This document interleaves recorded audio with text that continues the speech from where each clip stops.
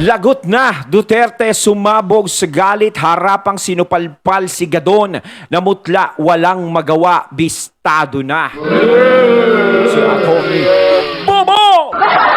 Siyempre itong balitang ito ay nagbula kay Balitaan ng Bayan TV at ilalagay ko sa description box ang link ng channel ni Balitaan ng Bayan TV para maging updated po kayo sa mga balita na kanyang inihahatid sa atin. At syempre, ito ang kanyang lingkod na si BT na magbibigay ng reaksyon at komento dito sa videong ating matutunghayan ngayon. At huwag na natin pagtagalin at sabay-sabay na nating panoorin ang laman ng video na hatid sa atin ni Balitaan ng Bayan TV at bibigyan natin ng reaksyon ng balitang ito. Pasok! Balitaan ng Bayan.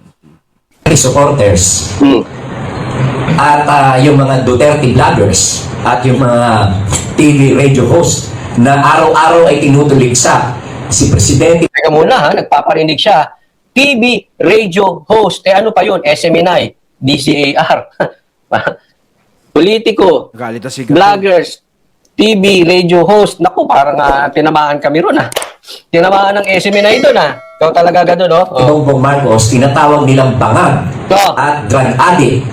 Ito ang magpapahamak kay Inday Sara sa 2028. Dahil Bobo! Ay, hindi, tag niya yun eh. Di ba doon siya nakilala? Di ba? Kaya Bobo tawag ko. Kasi yan ang ibig niya sabihin. Ano ba, si PRRD, saan siya nakilala? Tatay Diggs, di ba? Bobo! Ito si Bobo Gadon. Si Bobo Gadon. Sinisisi niya ang mga DDS, ang mga vloggers, si Tatay Digong, at saka yung mga broadcaster ng TV at radio. Na araw-araw daw ay tinatawag na bangag si PRR, So, ibig sabihin niya, matatalo si Sara because of us. Tayo, kami, kayong mga nanonood. Matatalo si BP Sara dahil sa amin. Tingnan nyo yung nito Ganun ba yon? Matatalo si BP Sara dahil sa ganun? Parang that's impossible dream. No, hindi naman kasi tinitignan ng mga tao yung mga ganyan eh. Ang tinitignan ng tao kung sino yung may matinong pamumuno dito sa bansa natin. Hindi naman ganun na gagawing basihan yun. No, yung problemang nangyayari ngayon. Si VP Sara nga tahimik, di ba? Hindi nagsasalita. Wala siyang sinasabi na ni ha, ni ho, kahit sino. Siguro nakikita natin na medyo nagbabangayan ng FPRRD natin at ang PBBM natin, 'di ba? Na ganyan ang nangyayari, pero hindi din naman parang si PBBM parang nakikipagbakbakan talaga ng ganyan. Hindi naman. No, relax lang siya. No, kumbaga chill lang. 'Di ba? Kaya kung gano'n ang magiging basihan para bumagsak si VP Sara, parang malabo yun. No? Kasi wala namang ginagawa si VP Sara na masama sa taong bayan. Kung merong ginawa ang mga Duterte sa taong bayan ng masama, maaaring hindi sila mananalo at makaapekto yun sa kandidatura ni VP Sara bilang presidente. 'Di ba? Tingnan nyo yung analysis nitong mama na ito. Bobo talaga Bobo. Diretso natin. Tingnan muna natin. Sip-sip kasi ito Galit nila ang mga Ilocano, mga Marcos loyalists. Dahil ginalit ang mga Ilocano. Teka muna. Ang dami nyo, no? Hindi ko po inaano mga Ilocano. Ilocano po ako. Ang tatay ko ay pure Ilocano. So, I'm 50% Ilocano. So, hindi ko po inaano. Pero teka muna. Ang Pilipinas po, hindi lang Ilocano. Marami po ang Bisaya. Marami ang Ilonggo, marami lahat, hindi lang Ilocano. Tama yun, credit sa mga kababayan nating Ilocano. Pero hindi naman talaga Ilocos lang o mga Ilocano lang ang nandito sa Pilipinas. Napakaraming iba-ibang lugar, iba-ibang probinsya. Diba, hindi natin dapat basihan yon. At syempre, hindi rin dapat basihan yung mga Marcos loyalists. Kasi kung pag-aaralan natin nung vice presidential na labanan, ni Vice President, ni ex-Vice President Lenlen, 'di ba? At ni PBBM nung naglaban sila ng Vice, halos magkalapit lang ang lamang nila nung mga panahon na 'yon. Kung tutuusin, maraming loyalist nung mga panahon na 'yon. Nung naglaban si Lenlen at si PBBM.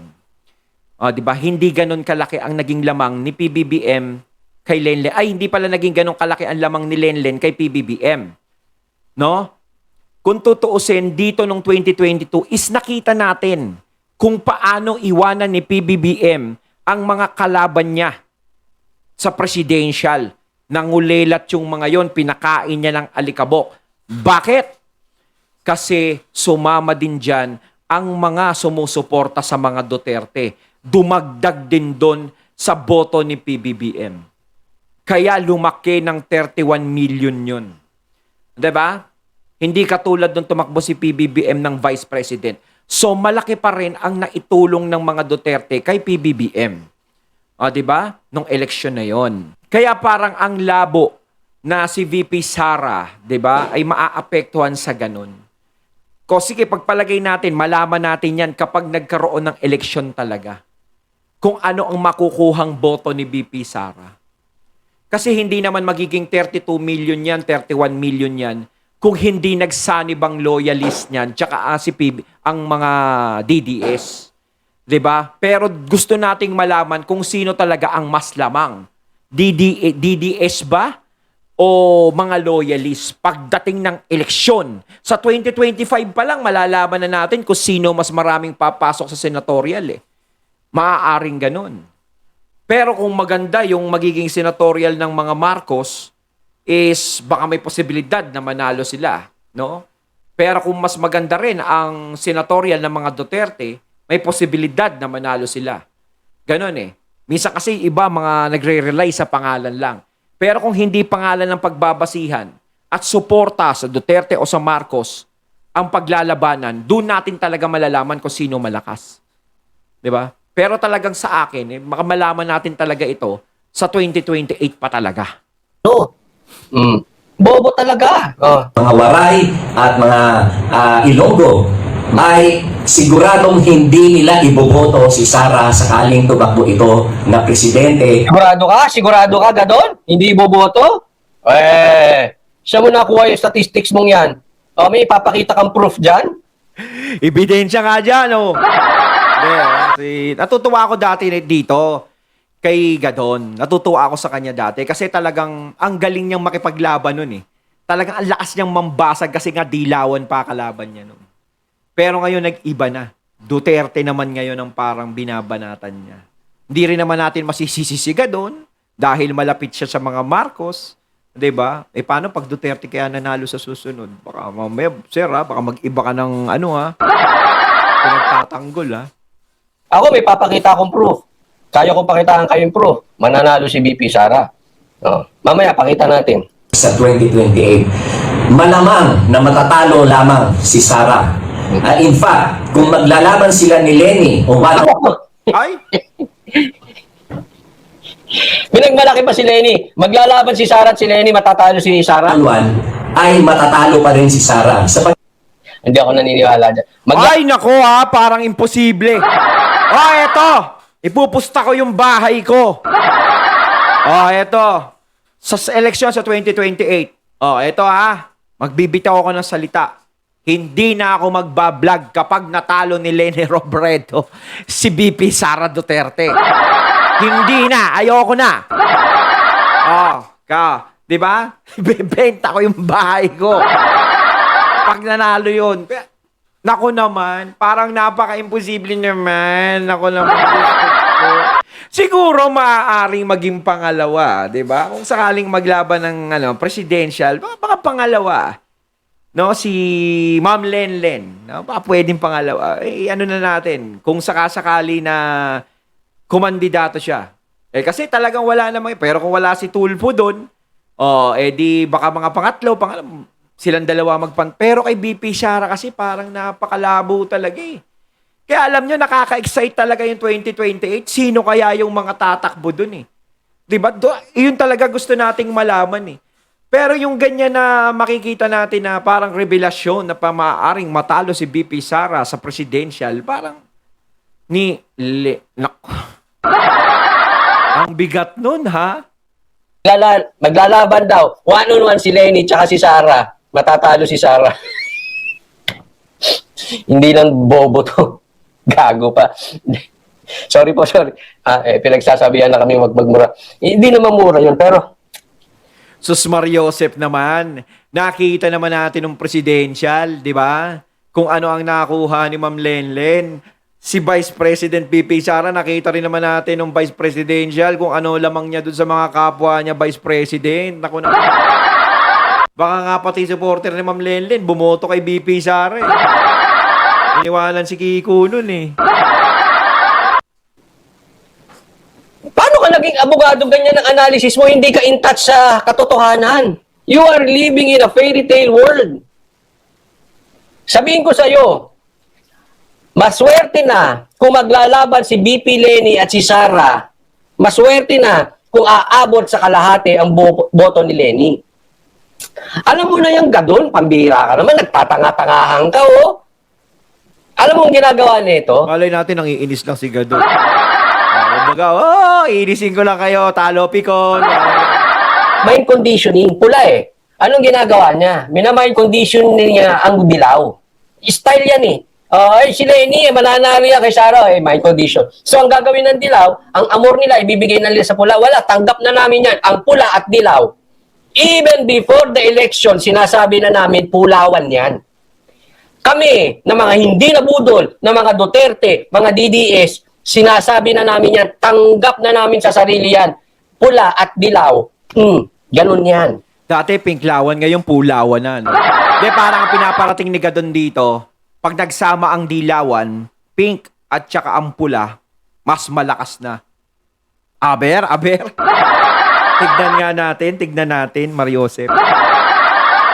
Yung mga nabudol nyo lang ang hindi matanggap at dinideny na ang pula at dilaw ay hindi nagganon. Yung mga nabudol nyo. Okay? Pero yung mga nabudol nyo na umamin na sila ay nabudol at ngayon ay nasa bakod na ng DDS, tanggap na ang pula at dilaw ganon. So wag mo na i-mind conditioning. Hindi namin kailangan ng dilaw. Inodoro na yan eh. Ilang beses nang natalo yan gadon. Don't live. Dati talagang galit na galit si Gadon sa dilaw, no? Ngayon parang ano na, no? Peace, yo! Parang sir, ang nangyari kasi niyan, parang kinakain mo yung isinuka mo eh. Kasi, 'di ba? Tignan naman natin noon, talagang puspusan talaga pagbanat mo sa kanila. Tapos biglang naging ganun yung parisan na hindi mananalo kay Lenny yan si BP Sara, 'di ba? Parang isinuka mo na, kinain mo pa uli. Naku, mas nakakahiya yun, sir. In a life, in a fairy tale world. Hindi ka in touch with reality. Insani, ganyan. Ikaw na lang na naniniwala, pambira. Halimbawa, makakuha ng 32 million. Si Sara, maswerte ka na kung umabot ng 16 million si Lenny. Kalahati. Malabo na yan. Hindi po yan. Doon sa 32 million siguro ni VP Sara sa susunod kung tumakbo siyang president. Hindi na siguro makukuha kasi may mababawas diyan. Kasi nga 'di ba may mga loyalist din namang sumama o bumoto doon. No, pero hindi pa rin naman siguro ganun kababa ang makukuha ni VP Sara. 'Di ba? Hindi naman kasi tanga ang taong bayan kung sino yung gusto nilang iboto eh.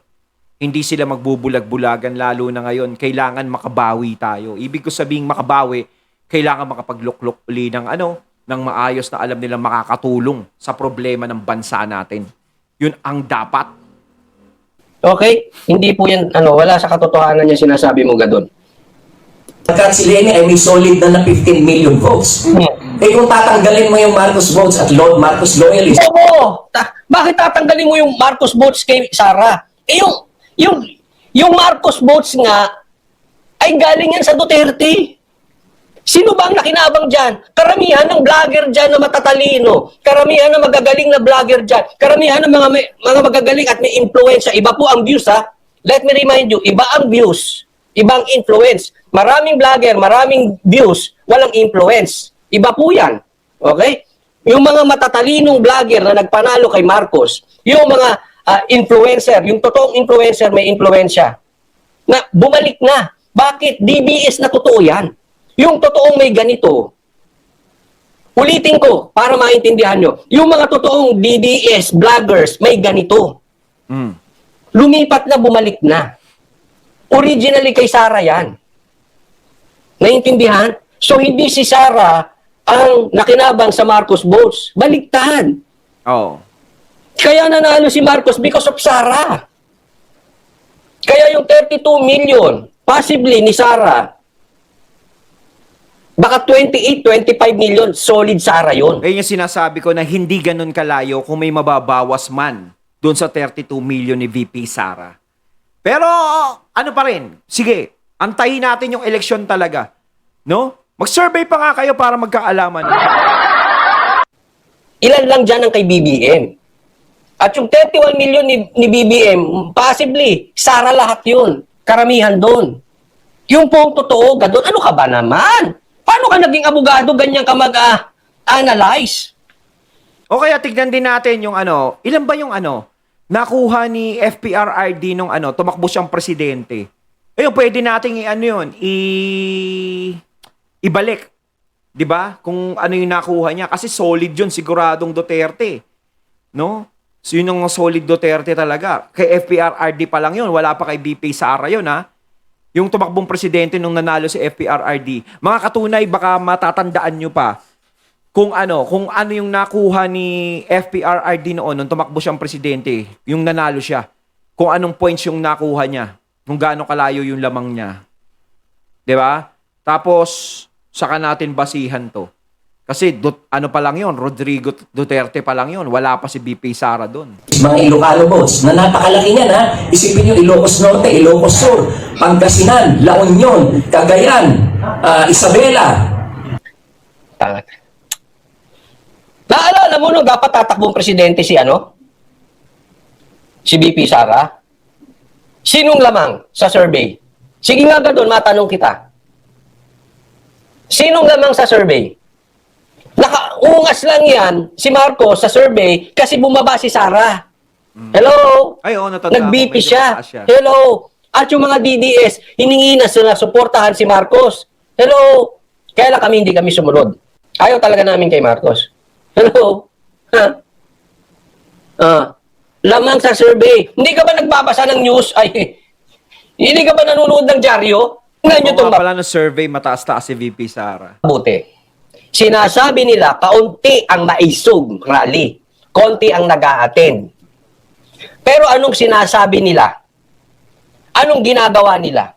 Hinaharangan ng maisog. Hinahalongkatan ng kaso ang pumayag sa maisog. Nilalagyan ng truck yung mga Freedom Park. Lahat na ng paraan para hindi magkaroon ng maisog. SMNI, katakot-takot na panggigipit ang ginagawa para hindi ma-cover ang maisog. Tapos may balita pa tayo, baka magbibigay pa ng ayuda para lang kontrahin ang maisog. Tapos sasabihin nyo, konti ang nag-a-attend sa maisog. In contrast, sasabihin nyo, marami nag-attend. Ha? Pinopromote nyo na maraming beses yung Sara Resign Rally. Yung sa maisog kasi parang, tignan natin, parang survey lang kunwari yan eh. 'Di ba? Parang survey lang, halimbawa. Hindi pa ganun talaga 100% yung mga tao dyan. Yung mga sumusuporta sa mga Duterte, hindi pa talaga lalabas dyan. 'Di ba? Magkakaalaman yan kapag kung sakali na may gawin kay Tatay Digong na hindi maganda, kay VP Sara, or kapag eleksyon na. Doon talaga maglalabasan yan. Kumbaga tahimik lang sila ngayon. Ganun yan eh. Minsan pa nga makikita natin sa eleksyon, di ba? Sa survey, ang taas-taas ng mga ano. Pero pagdating ng tunay na eleksyon, yung mataas, bumabagsak sa pangatlo. Di ba? Minsan nakikita natin yon mga katunay. Pero kay VP Sara parang malabo yun eh. No, kasi nakikita natin ang layo ng nagiging lamang ni VP Sara sa survey ngayon bilang presidente. Huwag na tayo magpaka-ipokrito. Diba? Yun naman ang nakikita natin. Pero kaming mga DDS, pinopromote pa namin yan. Hindi namin inaawat yan. Sige, go! Mag-rally kayo araw-araw. Wala kaming pakialam. Why? We have confidence, hindi tatauhin yan. Yan ang totoo dyan. Huwag na tayo maglokohan, nag-aasaran lang tayo. Pero we know, hindi tatauhin yan, kaya ka namin pinopromote. Eh kayo sinasabi nyo, walang tao maisog, panay ang awat nyo? Ibig sabihin, alam nyo, malakas pa rin ang Duterte. Huwag tayong maglokohan. Ayon, at ating natunghayan ng video na nagbula kay Balitaan ng Bayan TV at parang nakasalita si Coach Oli, no? Kayo mga katunay, anong masasabi nyo tungkol dito? Totoo ba yon? Sa sinabi ni Gadon nga na maaaring maging epekto yon kay VP Sara para matalo siya bilang presidente sa susunod. Oh? Matindi yun ha. Comment na po kayo sa comment box. So once again, I'm BT and I'm out. Peace.